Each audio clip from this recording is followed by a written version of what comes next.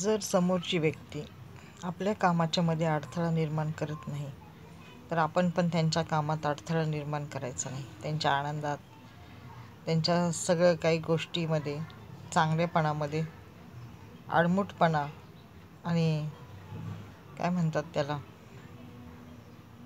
दगडासारखं मध्येच काहीतरी पाऊल उचलायचं आणि दगड बनवून मध्येच त्यांना काहीतरी त्रास द्यायचा आणि त्यांचा आनंद हिरावून घ्यायचा. हे काम करणं फार चुकीचं आहे.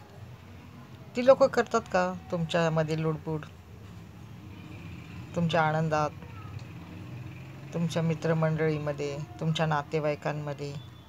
ते कधी काय बोलतात का? येतात का ते लुडबुड करायला? मग तुम्ही का लुडबुड करता दुसऱ्याच्या आनंदामध्ये? तुम्हाला कोणी हक्क दिला? हां, तुमचा हक्क तुमच्यापुरतंच ठेवायचा. दुसऱ्याच्या आनंदात लुडबुड केली ना, त्याला काय माणूस म्हणतात का? अरे तो आनंदी आहे तर असू दे ना.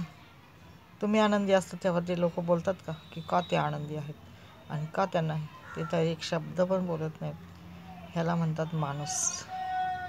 नाही तर काय काय दुसऱ्यांच्यामध्ये, दुसऱ्याच्या छोट्याशा आनंदामध्ये ह्यांना बघवत नाही. म्हणजे किती वाईट मन आहे ह्यांचं. छोटासा आनंद रे, छोटासा. हां, छोट्याशा आनंदामध्ये पण यांना पोटात दुखतं ह्यांच्या. शी, किती नीच मोलाची माणसे आहेत, नीच मनाची माणसे. अरे जाऊ दे ना, त्यांना पण हक्क आहे ना आनंदात राहायचा. जसं तुम्हाला आहे तसं दुसऱ्याला पण आहे ना.